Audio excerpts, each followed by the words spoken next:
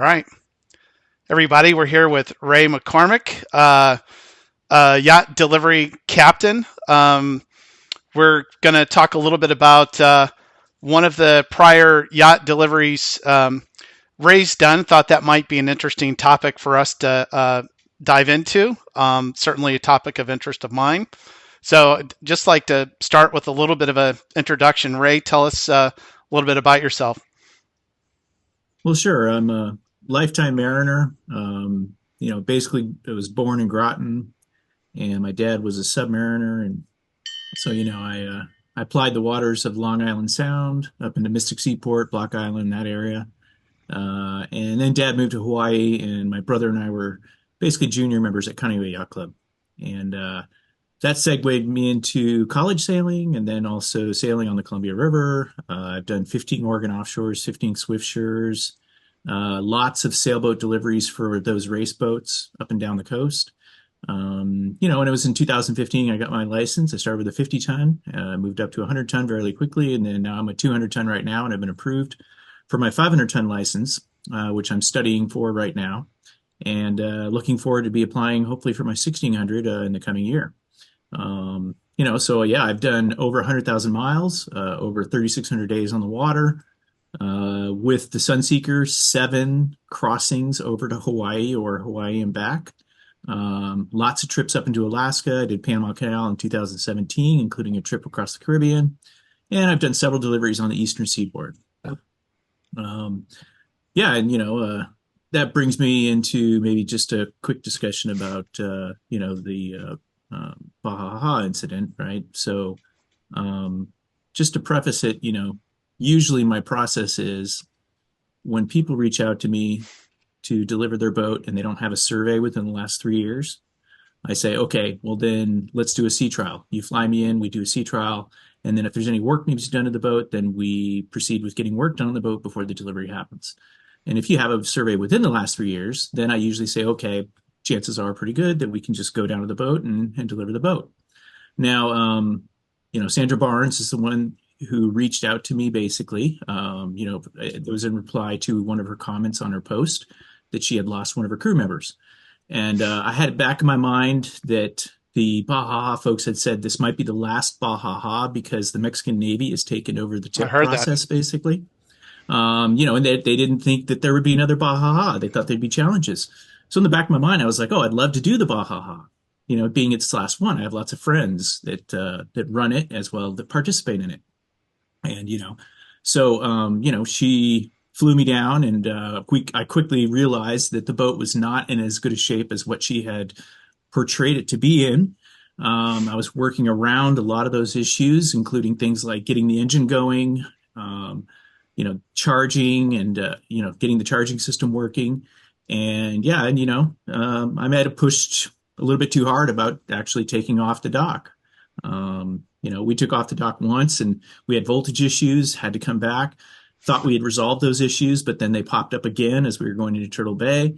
And I'm not going to comment too much in details about what happened. I'm just going to kind of leave it there. And, it's basically, yeah, I made decisions of leaving the dock when I probably shouldn't have. I made decisions about using my Dell laptop when I had an open ticket on it because it was not displaying a track. And there were open issues with the boat, with the autopilot and, the electrical and then the rigging itself and the sails and things like that. And so, yeah, there's lots of things I could cite basically where I made mistakes about taking the boat off the dock in San Diego. So, I'll leave it at that.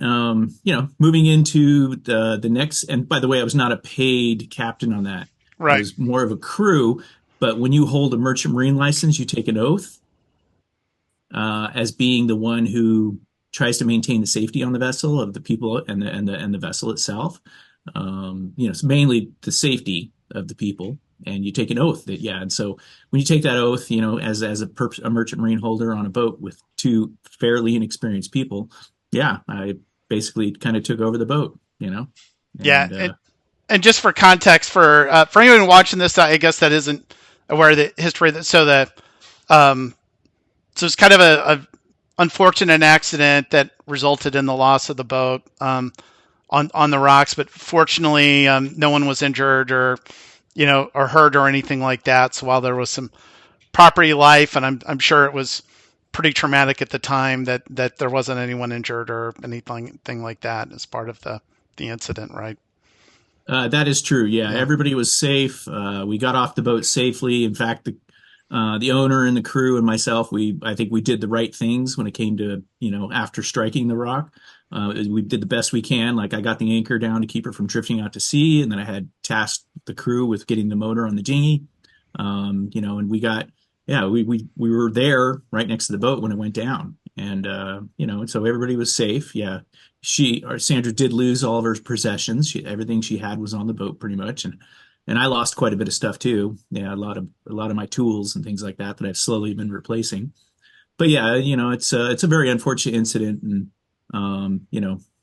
there's a lot going on the out there on the web that people are talking bad about me, and that's something that it just comes with the territory, and all I can do is try to move on and be able to perform some good deliveries, keeping people safe as I've always done. I've never had an injury. I've never had a loss of life in all of the boats that I've been on and all the deliveries that I've done. Yeah, I've been towed in by the Coast Guard a lot. I've even been on boats that have been sinking. Yeah, before BoatBumGal even. So it's like, yeah, I'm going to be a little bit more judicious about making sure that the boats that I step on are going to be a little bit more up to snuff from now on. Yeah, I've too many times I've been caught in situations where they've been older boats and things have happened to them, and it's just yeah, I need to be a little bit better about making sure that I don't make those kind of decisions. Sure. So we've been connected on Facebook. It feels like for forever, but we met in person. I think finally the day before you started delivery of the Sunseeker 54 to Hawaii, and I want to dig into that a little bit. But I'm curious. Like, tell me a little bit about what was what was going on in your mind, kind of as you were kind of coming from this incident with BoatBumGal, and to your point, you're getting some negative feedback, and now you're setting up for what I'd call a pretty significant delivery of a boat to Hawaii during shortly before Christmas in December. But were there any, I'll say, and I know you had a lot of experience before BoatBumGal, but was there, what was kind of your mindset at the time? Was it, did it rattle your confidence a little bit, or did you feel like you kind of had a point to prove with this next delivery and show folks that, that you were gonna, kind of nail this next delivery, or what were you thinking at the time? Well, the arrangements for the delivery of the Sunseeker were actually set into motion well before the BoatBumGal incident ever happened. Yeah, it was back in the spring that this owner contacted me, and he had reached out to Posh and a lot of other shipping companies, and he was getting some very large numbers, upwards of $130,000, $140,000 to ship this boat from Ensenada to Hawaii, which correlates with some previous efforts that I had seen. The boat that actually ran up on the reef in Maui, I believe it was a Princess, I think, a Princess yacht. Not Yeah, familiar that with boat. that one. Yeah, well, if you Google it about yacht ends up on the Maui Reef, you'll get it. Yeah, lots of pictures. And that boat actually got shipped from Ensenada to Hawaii, and it was $130,000 to ship it. So yeah, it's really super expensive to ship boats from Ensenada to Hawaii. So In this, fact, he found someone who would ship it for $40,000, but it went around the globe the other way. I It went from Ensenada through the canal over to the Caribbean, then over to the Med, and it would come back over to Hawaii. So he wouldn't have gotten a boat for the year. he told me about that when I met him briefly. I think he said it was would have taken 10 months to get the boat over to Hawaii. Yeah, that's right. Right. So what was kind of the main driving factor for the owner to get the boat delivered. Since if this started like in spring to get the boat delivered in um, December, why not earlier? Kind of even you know before hurricane season and everything like that earlier in the year. Well, there was he got the boat for a pretty good deal. Like I think he got it for like $60,000, which that boat is normally a $200,000 Wow. boat when it's in good shape. Yeah, he sent the survey to me as well as the mechanical surveys, and I told him, I said, hey, I'd say lowball this guy and then fix her up. Is what I told him. And he goes, okay. And so he lowballed him. And the guy wanted to just clean his hands of the boat, basically. Yeah, it needed engine mounts, turbos rebuilt. The trim tabs were falling off the boat. The packing glands, or the packing glands had to be redone. The rudders had to be dropped and put back in. Yeah, there was just a ton of work that had to be done on the boat. And so all summer, that's what they did, was they had mechanics working on the boat and supposedly doing sea trials. Come to find out later, they had not done a lot of sea trials on the boat. So that's something that I can show. Yeah, how many sea trials I did on the boat before I actually took it to What Hawaii. was that work done primarily in Southern California? Yep, yep. It was done Okay. in It was in Marina Del Rey most of that time. Okay. And the Sunseeker, and I'll put a photo of this. I'm going to do this disservice to Sunseeker, but to me, it being a sailor, but to me, it kind of looks like a large bayliner. It doesn't look like an ocean going vessel. Um, but I really want to get your thoughts on kind of like the boat itself and how you would how you would have rated its kind of seaworthiness for like an ocean crossing before you actually had the experience of delivering it to Hawaii. Mm-hmm. Do you want to flash that Yeah, picture yeah, yeah, first? yeah. Just maybe talk a little bit about kind of as you're looking at this type of boat and thinking about taking it across the Pacific, what's going through your mind, and is this you know is this a safe kind of ocean going vessel, or was there more risk involved with this type of a boat taking it across, just from a design perspective? Well, sure. I mean, there is inherently a risk in taking this boat across the ocean because it's a powerboat, and she's a an older boat that hopefully the mechanics did do and owners did due diligence of trying to get her up to snuff to make the journey. Now she ran for 2 weeks. Engines never shut down. They shut down in Kona. In fact, I shut one off at a time and restarted each one because I was like, we still got to get to Waikiki. We got 100 miles to go. And yeah, and she shut down just fine and fired up it just fine. But I had done a lot of research on this vessel. Yeah, she was actually built to Lloyd's of London specifications, or not Lloyd's of London, but European specifications, basically CE.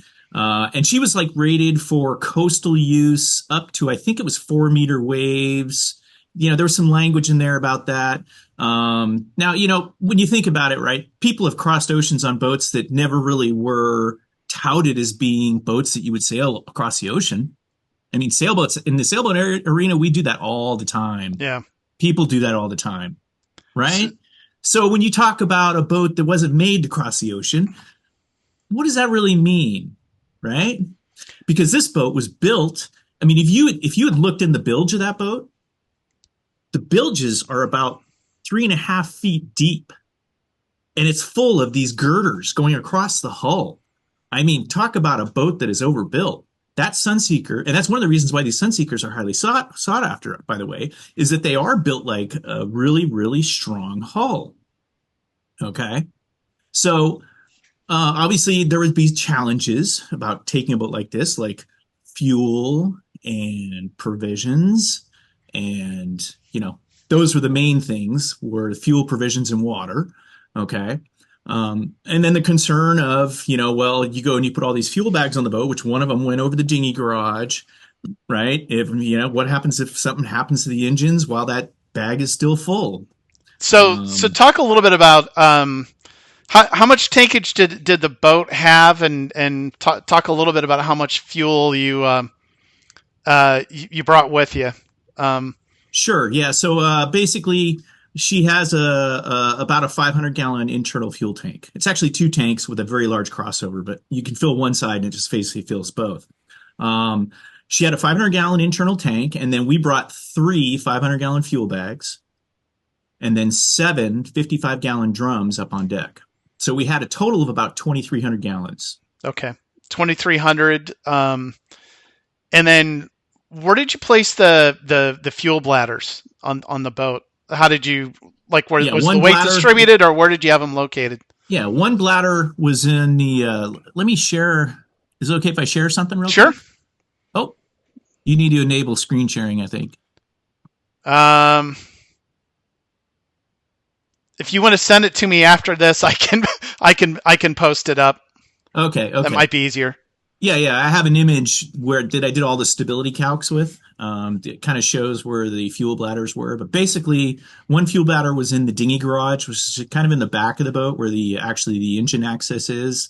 Um, it's got a lifting garage back there with a floor that comes up, and you can. I think you saw it when it was open, I actually. saw it when it was open. Yeah. Yeah. So that's where one fuel bag was, and then one fuel bag was in the VIP stateroom, which was on the starboard side. As you went down into the salon, just to the right were these two rooms that were kind of low down in the boat, right? And Is that kind of is that midships or aft or forward or it's about midships. Yeah, it's about midships, but they're low. They're low in the boat. They're actually lower than the salon floor in the main part of the boat. okay? So yeah, two of the 500-gallon fuel bags were down in those two rooms. And then, um, sorry, where was the VI? So let me back up again. So you had one in the aft dinghy garage, and one in the VIP, which was down below Starboard. starboard. Starboard. Yeah, so if you go down the salon and you turned right and went back a little bit, that's where the VIP stateroom was. It's actually underneath that driving area. Okay, and then where was the third one? It was in what's called the guest stateroom, which is on the port side. Okay, Yeah, but those staterooms are kind of the same spot, right? When you go laterally along the boat, they're in the same spot. They're down low, and they're more under the driving station area.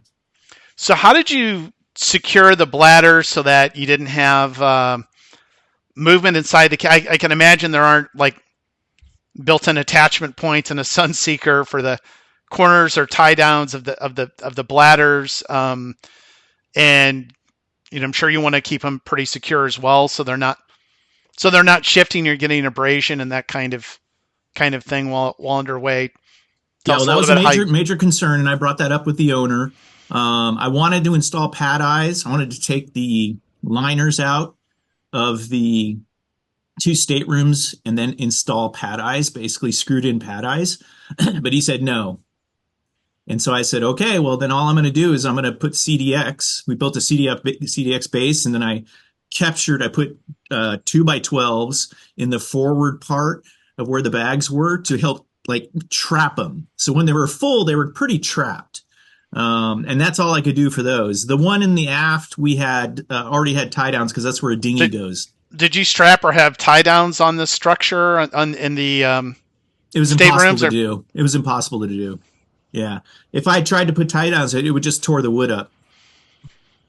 so what was the total distance for the trip? 20, it's 2,500 nautical 20. miles. Okay, about 2,500, 2,300 gallons of fuel, and then uh, talk a little bit about how you planned, how you figured out what your fuel consumption was going to be, how you planned for that, and then how did you come out when you wound up getting to Hawaii? Where did you wind up on reserves?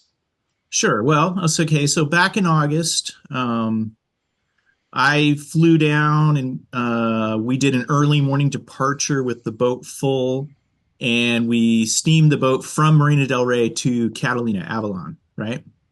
And what we did was we topped the tanks off in Avalon. So from Marina del Rey to Avalon was 40.1 nautical miles, and it at 8 knots, 800 RPMs, it took us 5 hours. and we put 25.1 gallons into the boat. And that was sorry, that was loaded with the bladders or just with the tanks full? No, that was with no bladders. Okay. Yeah, but that gave us a benchmark, is what it did. Okay. And then we ran the boat back at 10 knots, which was 1,000 RPM. Okay. And it consumed twice as much fuel. It was 50 gallons even. And it only took us 4 hours. And yeah, and it was at 10 knots. Okay. So that gave us 2 data points basically. So what I did was I extrapolated from that. And as we were leaving LA, I pretty much ran the boat at 60 or 700 RPM is what I started at. Is that idle pretty much for those engines? No, 600 is idle. Okay, so just right above idle. Yeah, well, 100 above idle is actually a little more than. Okay, yeah, sure. We'll get into that later. All right. Yeah, I mean, 700 RPM is halfway between 600 and 800, right? And yeah, it was a little bump on the throttles, and we were doing about 7 knots. And I had, basically it halved, and so although it wouldn't quite half, and so we figured, well, we were getting 5 gallons an hour at 800 RPM, and now we've got all the weight on the boat. So maybe we're doing like 4 gallons an hour or something like that. And that was acceptable in the initial, right? And then what we did is I set up numbers. I said, well, here's our DTG to Hawaii, right? Distance to go. Yeah. And I had the laptop set up, and we had a route set up. And so we had different DTG numbers basically. So we said, okay, we need to be at this DTG when we need to put fuel in the tank. And if we're not at that DTG, we need to consider churning back. What were your kind of fail-safe points where your bailout points about a third of the way out? Yeah, it's about a third of the way out. So yeah, past San Clemente. I can't remember the numbers actually, but it was something like, I want to say it was something like maybe 700 or 800 miles. Yeah. And then you did now. So you have how'd you keep track of like total fuel consumption? Does the boat have like flow meters? Can you see like total fuel consumed? How did you measure as you're kind of emptying the bladders into the tanks as you're going along? Well, the only real thing we had was, we had 2 things. One was we had a transfer rate. So we had a fuel pump, and it was all plumbed into the bags and everything, and we had a system for extracting from the barrels also. And so we had a transfer rate that we could use to determine how much fuel we were actually transferring. That was one thing we had. The second thing we had was the fuel gauge itself, which was fairly good at giving us estimations on, is there 100 gallons left in the tank? Okay. Yeah, a quarter of the tank was about 100 or 120 gallons. And, so when we added fuel, we'd be able to determine just by looking at the fuel gauge, if we emptied a bag, right, we could say, oh, it was about 300 gallons because it looks like we added about 300 gallons in the tank. So, yeah, but it was really hard. It was really discerning not to know. For one, we didn't really have a good way to know how much fuel was actually on the boat. We just knew that we had this capacity. But, like, for instance, the fuel bag in the guest stateroom, you couldn't fill it up as much as the one in the VIP stateroom because of the way the bunk structure was. It was a little bit smaller stateroom. So we couldn't quite get a lot of fuel, or maybe it was the starboard bag. I think it was the starboard bag. We couldn't get as much fuel in the starboard bag as we could in the port bag. So did you have everything kind of already plumbed with a manifold to the tanks, or a hose kind of running into a deck fill? Or I'm interested how you plumbed it to kind of, I'll say, minimize risk of leakage and fuel transfers and things like that. Yeah. We had no problems with the fuel transfer. The fuel transfer, we had one hose break, but then it was easy. We just took the hose clamp off. We cut it with a knife, put it back on with the hose clamp, tightened it up, ran and started running again. So, and we had extra hose and extra fittings on the boat and extra fuel tape, PTFE fuel tape, basically. Yeah, and so we had a fuel transfer pump, and then we had basically 3/4 inch lines plumbed to all the different bags with ball valves either on the bags or at the manifold. Okay. Okay. And what that allowed us is it allowed us a lot of flexibility because we could take the electrical leads on the pump going to the battery and we could swap them so we could reverse the motor. So we found out that the last time we filled the boat, we found out it was best actually to fill them from the bottom, not fill them from the top. First time we did it, when Kevin went with me, we filled them from the top, and it was a pain you had to hold the bag up, and you had to put the fuel spigot in it. Yeah, and it wanted to fall over and allow fuel out, and you couldn't really tell when it was full, and So you know. so what was the final connection then to get it into the tanks from the bags? Was it a All Dexo we or had, all we internal? had was we had an extra hose with a ball valve that came from the pump, and we would stick it out of the isinglass window. And so someone would have to go out on the deck and open the deck fitting, Okay. and then Okay. they'd put the hose in, and then we'd open the ball valve, and then we'd start pumping fuel in the tank. And it worked really, really well, actually. Yeah, yeah. We only had one time where it was possibility of getting water in, and that's because we had waves breaking over the bow. And so we just wrapped diapers around it. And, and so when the diapers got wet, we knew we needed to change the diapers. And that did a pretty good job of keeping water out of the tank. Yeah, and I want to talk about that a little bit more. So, and I know you've done like a winter delivery, or I guess what I would call like maybe an off-season kind of delivery to Hawaii in the past. So I know this wasn't Mm-hmm. wasn't your first one, but um, I'll say it's not that maybe not the typical time of the year, and I know you can get into some weather and things like that as you're getting approaching winter and all of that. So how much of the weather kind of influenced maybe talk a little bit about the route that you took? You didn't just kind of set a ley line directly to Kona, right? Talk a little bit about the route you took and how the weather It was influenced actually it. pretty direct. I mean, Was it? coming out of LA, we were only about 35 degrees away from pointing at Hawaii. We started going straight to Hawaii, and that was because I was worried about fuel. Okay. I was worried about fuel right after we left LA. So you didn't go super far south, and you went a little No, south, not or like you we did really on the start? Gemini. The Gemini, we went all the way down to Mag Bay. Then we turned into you can do that on a sailboat. Okay. And you didn't have we didn't have Christmas, right? Yeah. So I wanted to deliver this boat in the beginning of January. I wanted to do that so that we wouldn't be backed up to Christmas, right? Yeah. And yeah, but it ended up being because of the insurance, we had to get the boat out of California by December 16th. So that drove that part of it. Now, yeah, as we were crossing the Pacific, for most part, most of the weather was pretty good. We didn't get a lot of wind. We didn't get a lot of waves. We had some large swells with big periods, which didn't affect the boat too much because that's just kind of you go up and you go down and you go up. You don't get a lot of rolling Yeah. motion. It's when you get the wind chop. You get the wind chop, right? We did have 3 days where a low had sagged down and depressed the trade winds.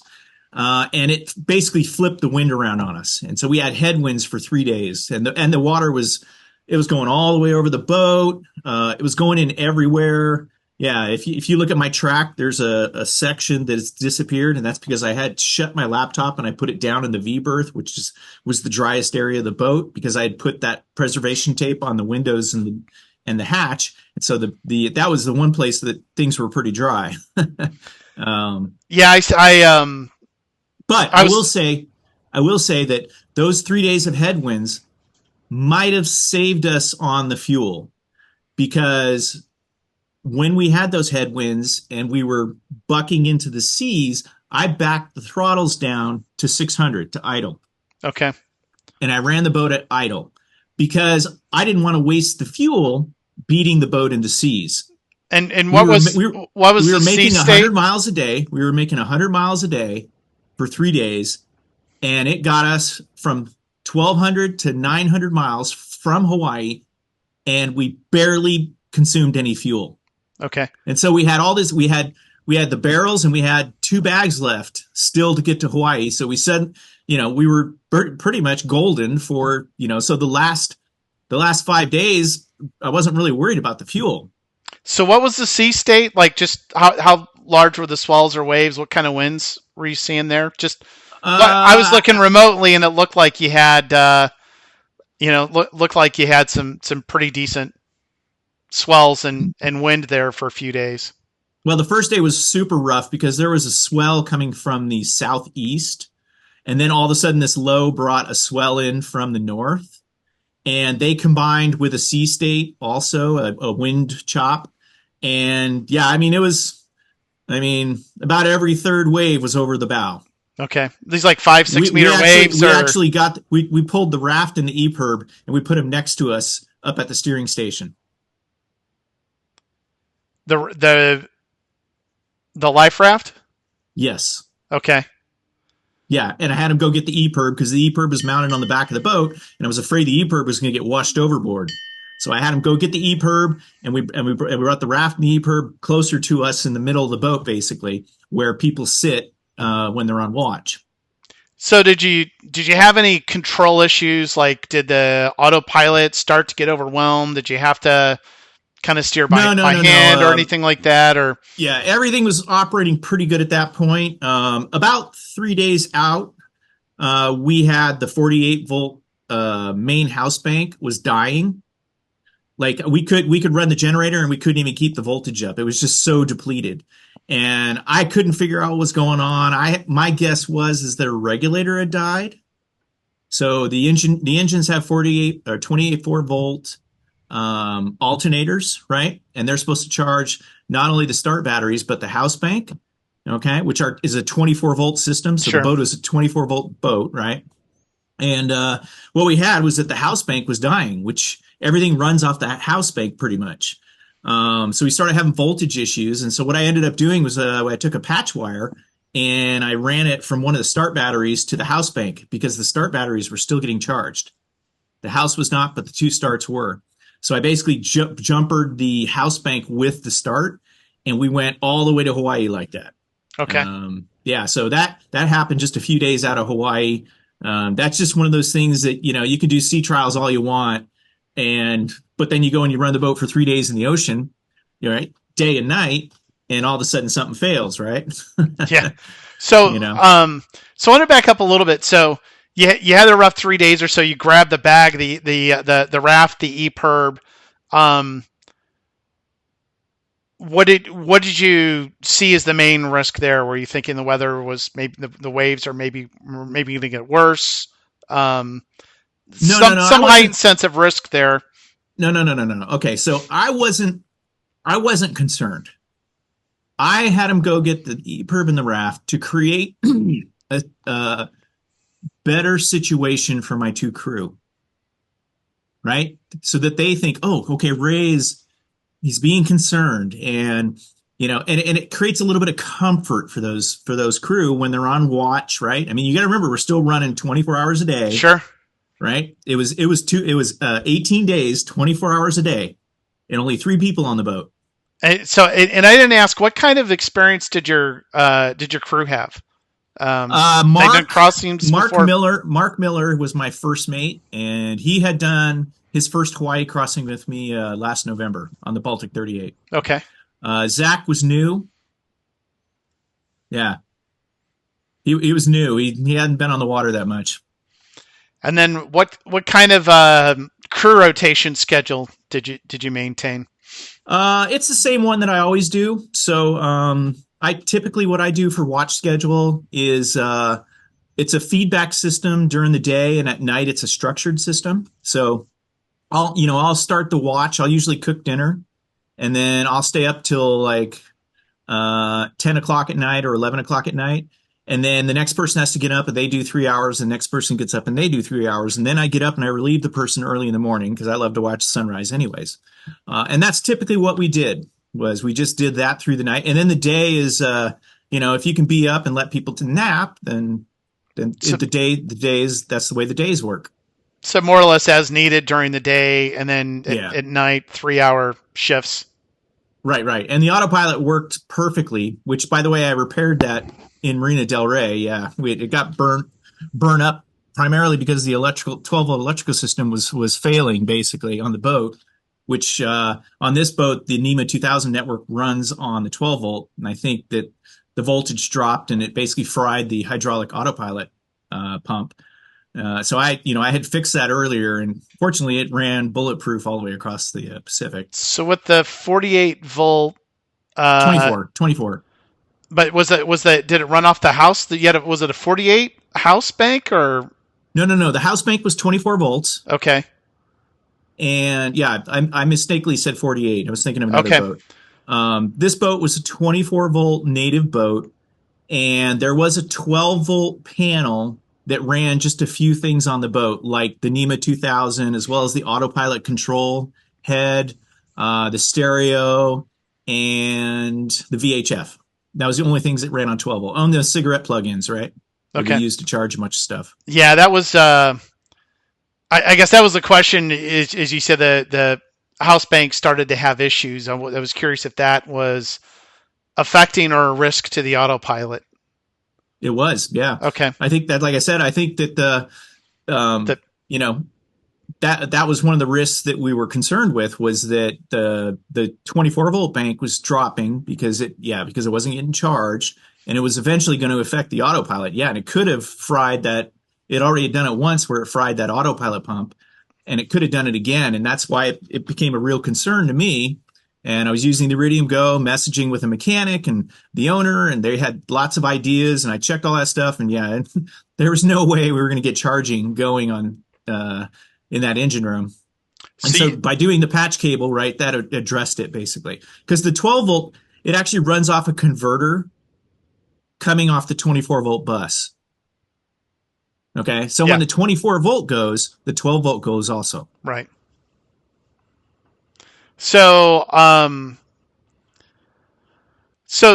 then you used Iridium Go as your primary kind of form of communication outside. Were you getting weather updates through Iridium Go, or just doing? Oh yeah, Okay. no, I own an Iridium Go, and yeah, I basically, when I do cross ocean or international, I contact SeaTech Systems in Seattle, my friend Richard Anderson, and I tell him, hey, charge my debit card and send me a SIM card. And so he sets me up every time. He does it within 24 hours. Yeah, he sets me up. And yeah, I use it for downloading grid files into Predict Wind, basically. And then we use it for communication. Yeah. Okay. I always recommend owners to have that communication, because, yeah, you never know when you're going to need it. Yeah, I think you kind of answered the next question I had, which was, were you getting weather updates along the way through Iridium Go? And sounds like you were through Predict Wind. So yeah. And unfortunately, I didn't check the weather for a couple days, and then when I checked it, I saw that low coming in. But in reality, I probably wouldn't have changed course anyways, because this boat was all about keeping the bow pointed towards Hawaii. So, I remember you'd posted, and as you were talking a little bit about, there's a bunch of mechanical work and sea trials. So so you did make kind of one initial attempt on the delivery, and you ran into some mechanical issues. Maybe you could talk a little bit about what happened there. Sure. Well, I had my Coastal Explorer all up with my tracks and everything. I was going to show all the sea trials I did, but basically, and the track of our attempted delivery. Yeah, so Kevin out of Vancouver, he came down and we were going to try to do the delivery, which probably wouldn't have worked out anyways. I don't think we would have had enough fuel. Yeah, we attempted to go, and a hose clamp popped off the engine and dumped a bunch of seawater in the engine room. Yeah, and it was flinging salt water everywhere. In fact, that regulator that, when it stopped charging the house bank later on in the second attempt, probably was because there's salt water that was splashed all over that engine room. And that's just one of the things that got affected. Yeah, there were several things that got affected in that engine room from salt water. But yeah, basically the engine room filled up with salt water. And I found it at about 2:00 in the morning, ended up turning the boat around. And at that point, the wind and the seas were in our face. So I altered course about 45 degrees and I actually started heading towards the north side of Catalina Island, because that puts it on the quarter, which that boat, with all the fuel bags in it, it does a little better with the sea state on the quarter rather than right on the bow. So are you So yeah, carrying the barrels on that first attempt, or was that no. okay? Well, we had two barrels. We had two barrels on deck. Okay, versus what was it, seven? Seven, yeah. Okay, and So was this yeah, just a routine check, or how did you notice that you had the hose clamp issue with the water coming in? oh What well, was the indicator? we were dealing with some leaks at the fittings on the bags. And so we had this little bit of diesel that we were collecting on one of the bags, and so we were trying to put it into the jerry can that we had on board. And that we were like, "Where's the funnel?" And I go, "Oh, I know where the funnel is. It's down in the engine room by the steering unit because that's where I was adding steering fluid into the steering unit when I was doing the autopilot." So I went and opened up the engine room hatch, which there's a small hatch on the floor that you can get access to the engine room. And I stuck my headlamp. I had my headlamp on my head, and I stuck my head down there, and there was salt water splashing everywhere. And I said, "Oh crap, this isn't good." And so I took my headlamp off and I poked back down there. I looked over, and sure enough, the couplings for the shafts, you know, where they got the shear bolts, basically, they were underwater, and they were slinging salt water everywhere around the engine. And so I said, I immediately put the hatch down, and I said, "Uh-oh, we got a problem. We need to turn around and go back." There really wasn't any remediation you could have done while you're underway at that point, right? No. There's no way to even get to that side of the engine because the fuel bag was on top of the engine room.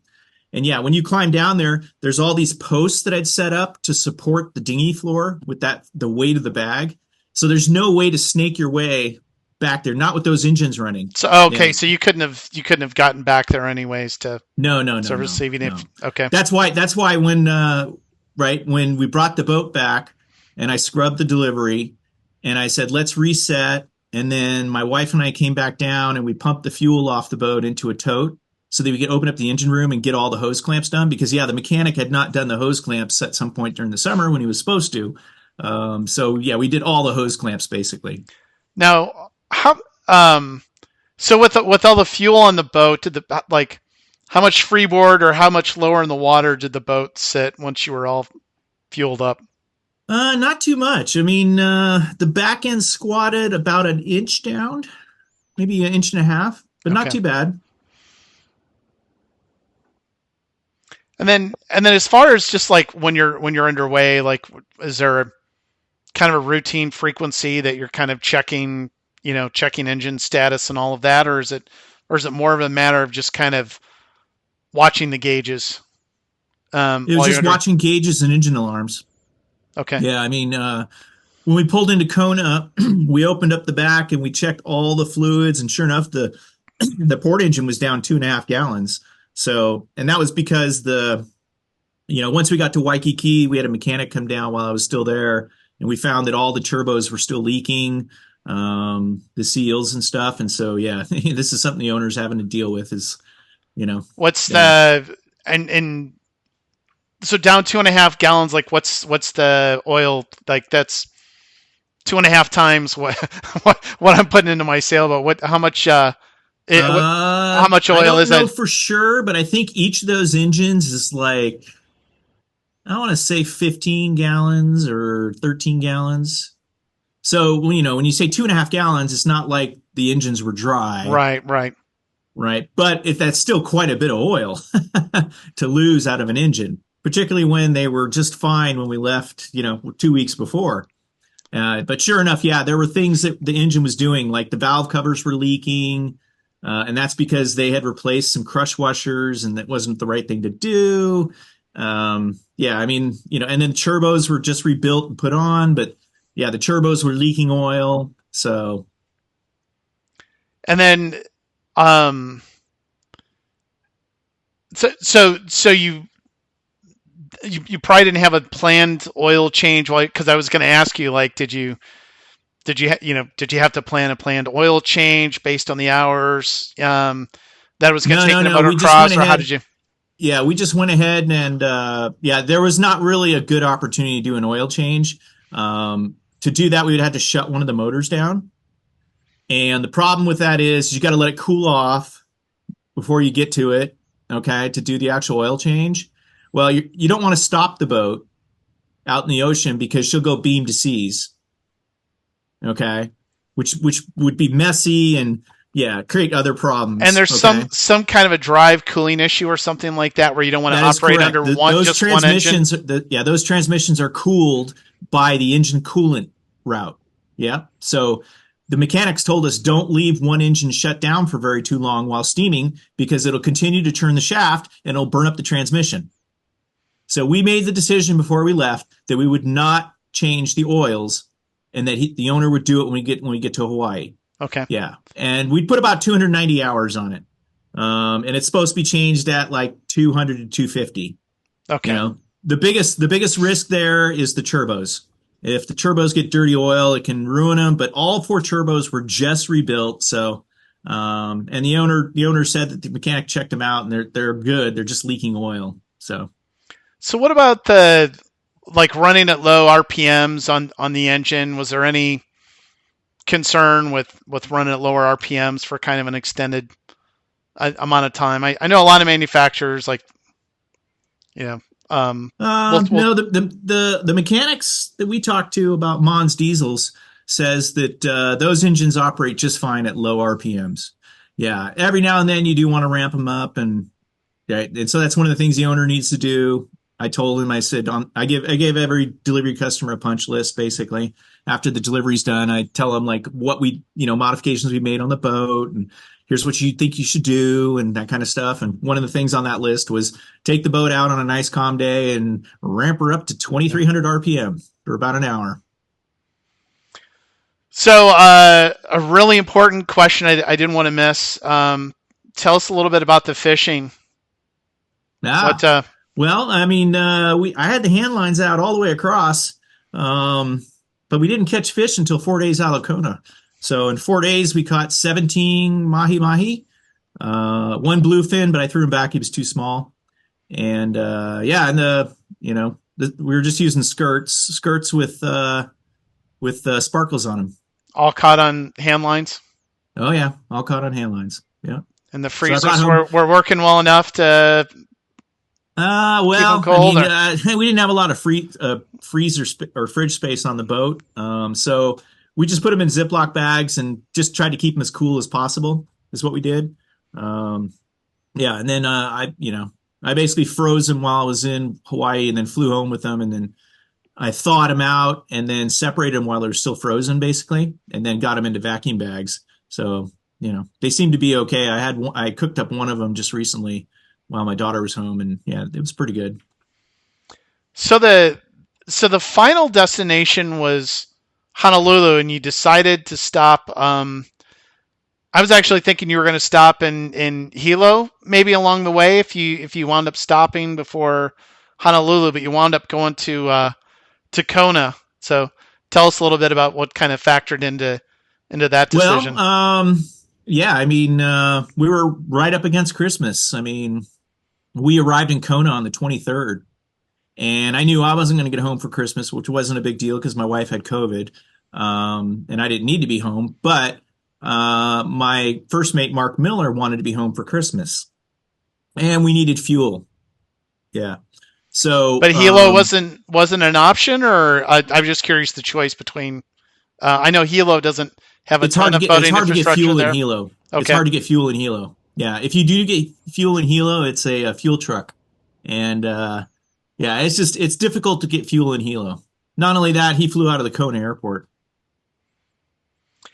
okay, and then how much fuel did you arrive in Kona with? So you had Uh, we had 2,300. about we had about a quarter of a tank when we arrived in Kona, which is about 120 gallons. Yeah. Now keep in mind we sped the boat up the last couple days, and that's because we were trying to get to Kona by the 23rd, so Mark could fly out, right? Because we had to book the ticket, and yeah, it was really hard to get flights on the 23rd, by the way, off the islands because of Christmas. Sure. So yeah, we basically sped the boat up to make sure that we got there in time so he could get on his plane. Okay. Um, yeah, and so we arrived with 120. So Did you get nervous about the margin? I'd say that's No, was I about mean, 5% or so of the about total. 3 or 4 days out, I was like, okay, I think we're okay on fuel. We just added, we got a full tank. We sped the boat up to 800, and then I took her to 1,000 on the last day that morning. That was just so we could get there for fuel and get him to the airport. What kind of speed were you seeing with 1,000 RPMs? That's 10. Okay. And then, so you did have some issues with the bladders, with some leakage along Hmm. the way. Tell us a little bit about kind of what happened there, and where did you kind of see the bladders Well, start to I fail? had never done a delivery with a powerboat before across the ocean, so I've never ordered fuel bags, right? I've always sailed.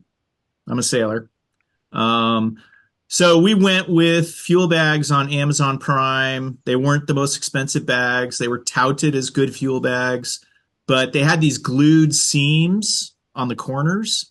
And when the bags got worked around, those started to break down. And so, yeah, there definitely was some leakage of the bags. And in hindsight, all I can say is we just need to spend more money on bags if we do it again.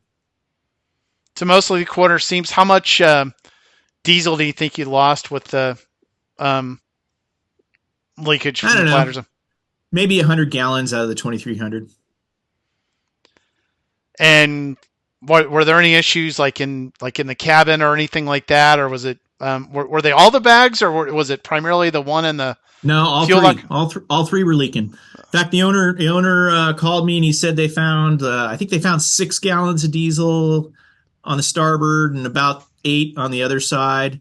So that one leaked 6, one leaked 8, and the back one I think leaked a little more. Yeah. Is that and where does that go? Does it seep through the floor to the bilge, or how did Oh well, where the diesel? the aft bag just goes right overboard. Okay, Yeah, what it doesn't even hit a bilge pump. It just goes right off the back of the boat. So yeah, we didn't see. I don't know where that fuel went. I mean, they went in the ocean, obviously.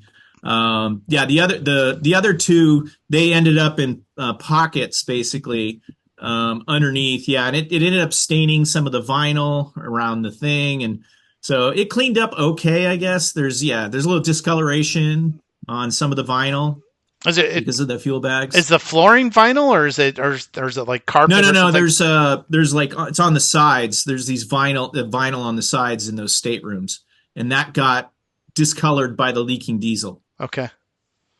Any smell issues or anything? No, I think the That the smell's okay. Okay. Yeah, they already cleaned the carpet, and yeah, they've been working on the boat. So So talk a little bit about just if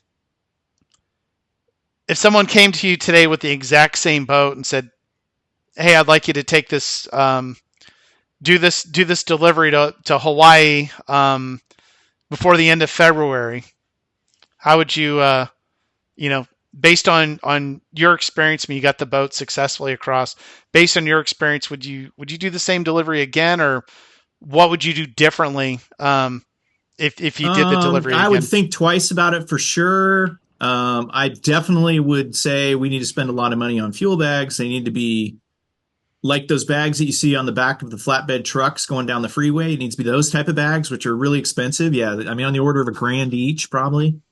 So you have to spend $3,000 on fuel bags if you really want to do this. Other than that, I mean, I think it'd be really hard to find people to go with me, to find the crew. Yeah, I wouldn't go with you this time of year. Well, no, you can go.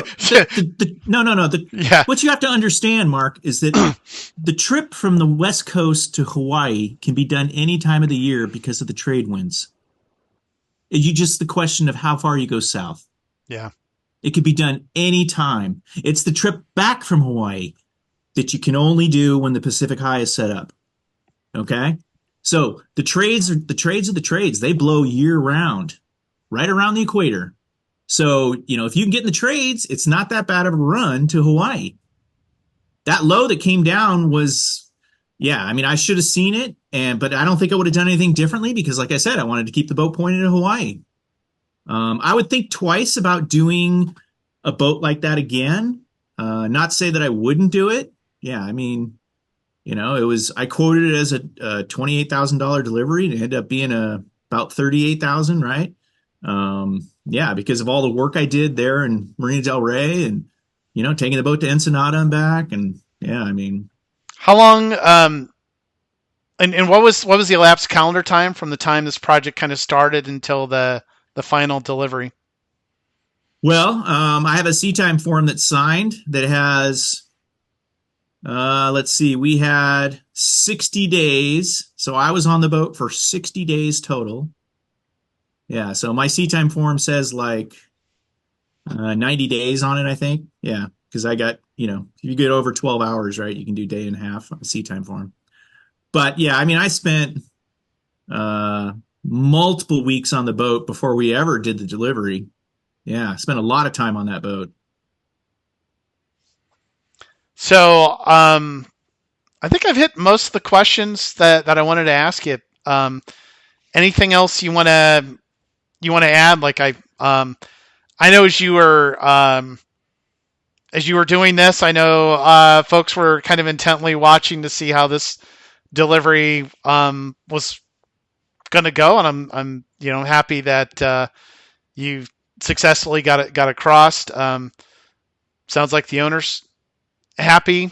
Sounds like that Mm-hmm. other than some diesel leakage and maybe some more maintenance on the engines or the turbos or whatever.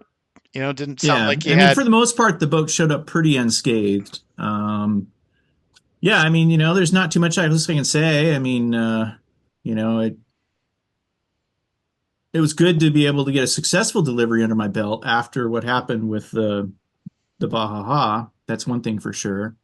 And I hope that continues. And like I said, I've got a lot of people that are out there just telling me I'm not a good captain and telling me I make the wrong decisions.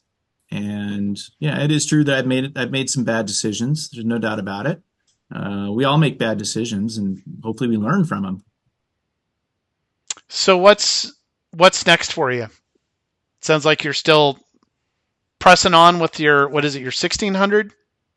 Well, no, I So got to take my test for my 500 ton. okay, So I've been approved five. by the Coast Guard for my 500 ton, which means, yeah, I had done the drug test, I've done the physical, I've paid the fee, and I had the sea time forms all lined up. And you submit Okay, that to the Coast Guard, and then what they do is they send you back a letter, and it says you have a year to take the test. Okay, so okay, I'm studying to take the test, which will give me my 500-ton near coastal okay, ticket. okay. So yeah, I'm working on that. I was contacted about taking a Jeanneau 44 from San Diego to Hawaii, but I think the guy got cold feet or something, or he found talked to somebody who said, "Don't let Ray do it." That guy put boats on rocks. Yeah, Could I was be, I was going to you ask if you know. had any upcoming interesting deliveries No, and planned then or anything. I got a power boat up north that I'm supposed to take to the Seattle Boat Show. One of my longtime crew members just bought a power boat. We're trying to get that down the coast. And then there's a sailboat in Hawaii that he wants delivered to San Francisco. But like I said, all this stuff, these people may have talked to somebody who has seen stuff on Sailing Anarchy. I got a lot of, you know, these people aren't getting back to me, and I'm just like, I may be screwed. I may never deliver a boat the rest of my life. Yeah, even though I hold a 500-ton license, Yeah, I right? and I know. Yeah, I mean, I know like Sailing Anarchy. I don't know how many potential owners looking for deliveries are on that site or not. I don't really have much, Well, perspective it's not there so in much terms of. that, right? It's the people that there are people that are on Santa Anarchy and they talk to their friends, which then talk to other people, and then some of those people may talk to somebody else, right? So it's this chain of events, right? It's not so much that like my customers are on Sailing Anarchy, although the owner of the powerboat, right? When we arrived in Hawaii, he was like, "You should see what they're saying about you and the Sunseeker." And they did all these like doctored up images where they showed fire coming out of the back of the Sunseeker Oh, and sex toys on the bunk. And yeah, calling me, a bad captain for even doing it. And I told the owner, I was like, "Hey, that's that Sailing Anarchy group, and those people on there are vicious. That's all they want to do is they want to spend time Yeah. battering on people that have had bad luck, right? Or made bad So decisions. so for the record, those weren't your sex toys. I'm No. kidding. I'm kidding.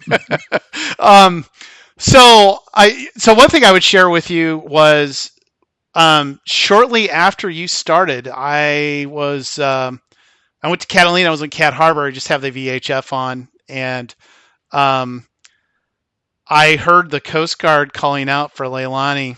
Um, you would have already been well out of range of Coast Guard VHF. You'd been out there for a few days, but I think someone called the Coast Guard to have them check. But I overheard that on the radio. Was that So the first time or the second time? that was the second time. Hmm. And you were already maybe 3 days out. Like there's no way you would have heard anything from the Coast Yeah, Guard at yeah. those 3 days. ranges. 3 days would have been 450 miles out, right? Yeah, Because we were doing about 150 miles a day.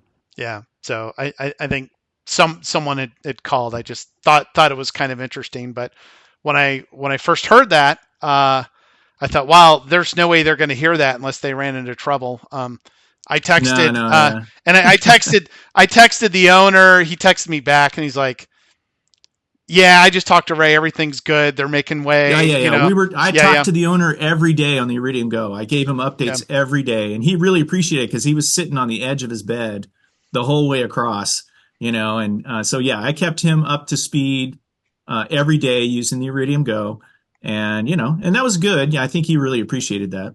yeah. So anyway, congratulations, on a successful delivery. I'm glad everything worked out well for that one. I appreciate you kind of telling the story. I was kind of personally interested in it just to see like what the experience is and kind of both the good and the bad and the challenges that you encounter as you're doing that type of delivery. Right, right. So Yeah, I appreciate you taking. I don't think I answered your question about why you wanted the boat there so quickly. Yeah, yeah. I don't know if we maybe expand on that a little bit. I think I heard part of that Sure. story, but Yeah, so like I said, he contacted me in the spring about buying this boat, and the whole reason he revealed to me like right away, he goes, you heard about that boat that went up on the reef in Maui? And I said, oh yeah, that was yeah, he's a gentleman in Hawaii. He used to own that boat and several others, right? He goes, well, Hawaii pulled his permits. So now it's whoever buys boats and gets them over into that leeward shore of Oahu is going to win that business. Okay. oh, okay. So he started to tell me that story at the dock. Now I'm Yeah. putting it all together. Okay. Yeah. Yeah. So this was the first boat, and he's looking at a couple other boats to buy and bring in. Right. And so that's one of the reasons why I stuck with it was because, yeah, I'll be the delivery captain for the next couple of boats that he buys. And he And one of wants to them may even be on the charter. East Coast. Okay, and he wants to charter those in Hawaii. Was his plan as a Yep. Yep. business? Yeah. Okay, got That's it. what this boat's going to be. She's going to be under a six pack. And I even referred some captains to him that live in Hawaii, right? And he's hoping in the spring he'll be able to start going. And yeah, that's why he wanted that boat there so quickly, was to get it up and running. It's whoever gets up and running and puts the capital down and gets that business running is going to win that charter business. That has been opened up basically. Yeah, cool. I hope that works out well for him. Yeah, well, we'll It's see. Time always tells, right? Yeah. If I could find a way to support myself in Hawaii, I'd probably be out there myself. Well, he wanted me Which to come out and be the captain for it, but there's no way I could live in Hawaii. I'm sorry, I'm just not. I kind of grew up there a little bit, and yeah, it's too expensive, and it's just island life is not for me. I like being based on the West Coast here, close to Portland, Oregon, and my kids went to good schools, and not to say that there aren't Yep, good schools in Hawaii, but I get it. Well, thanks again, Ray. Appreciate you taking the time to chat with me. It's been an interesting talk. yeah, yeah, Wish yeah. I wish you kind of appreciate the the opportunity. Yeah, wish you the best of luck in the future. I'll be interested to see what kind of adventures you have coming up next. Yeah, yeah. Cool. Okay. All right. Well, thank you so much, Mark. Thanks, Ray. Bye. Bye.